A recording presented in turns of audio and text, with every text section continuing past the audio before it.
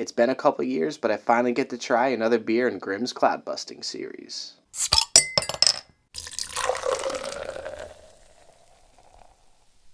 Hey Aficionado, Shawn here. Today we're taking a look at Grimm's Cloudbusting number 4. This one is the 4th installment in Grimm's Cloudbusting series, which is a double IPA series that's brewed exclusively with New Zealand hops. This one is 8% ABV. It's brewed with Wai-iti, Waimea, and Motueka hops. Hopefully all those are pronounced correctly. They also say that it has characteristics of clementine, honeysuckle, honeydew melon, and a purple tropical character. Sounds really interesting. It's been a while since I've had a beer in Grimm's Cloudbusting series. I think the last one was a couple years ago, Cloudbusting number 2, which I reviewed on the channel. Really liked it back then. Looking forward to jumping back into the series. Alright, so for the aroma, the first thing I notice is a really prominent lime character, pretty zesty, a little bit like lime candy, I guess, as well, maybe hints of lemon going along with that, but it definitely has that classic Grimm hop candy type thing going on. Very citrusy, like a citrus candy.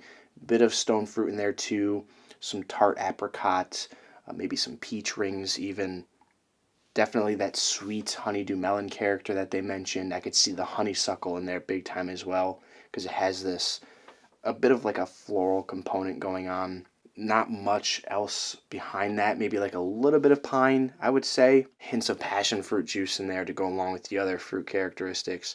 I don't necessarily get purple tropical, whatever that means. I'm assuming they mean something towards like grape Kool-Aid or like fruit punch. That's what I'm kind of assuming, but I don't necessarily get it on the aroma. Definitely maybe some pineapple or something. It just smells really sweet, citrusy, tropical, and light. Let's get into the taste and see what it has to offer. Cheers.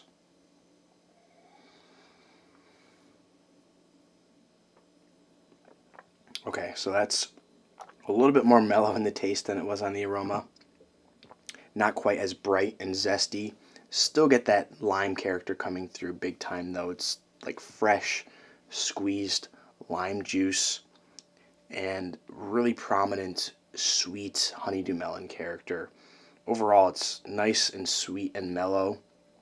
Even leans on papaya a little bit.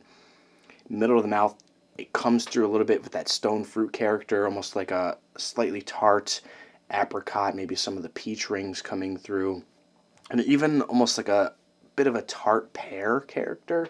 And I could definitely see what they're talking about with the purple tropical. At least what I'm assuming they're talking about.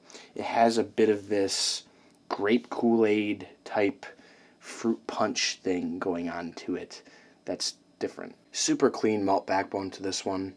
Just a little bit of a bready, slightly biscuity character. Definitely getting some of that clementine coming through, especially from the middle of the mouth towards the back end. You get a little bit of a pithy citrus on the back end, as well as a little bit of a herbal pine type character. Not incredibly bitter at all though. I mean, it's super soft, not much bitterness, pretty creamy and fluffy in the mouthfeel, medium to medium plus in body, I would say too. The finish on this one, I would say, is semi-sweet.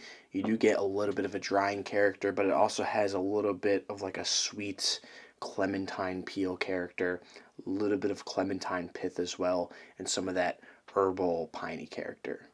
Alright, so for my final thoughts on Grimm's Cloudbusting number 4, this one is going to get a really solid A for me. It's a really interesting beer, a lot of different characteristics going on, and it's super, super soft, really drinkable. Again, next to no bitterness in this double IPA. It's one of the better Grimm beers that I've had recently. Definitely a standout amongst some of their more recent offerings. So if you're able to get your hands on this one, give it a try.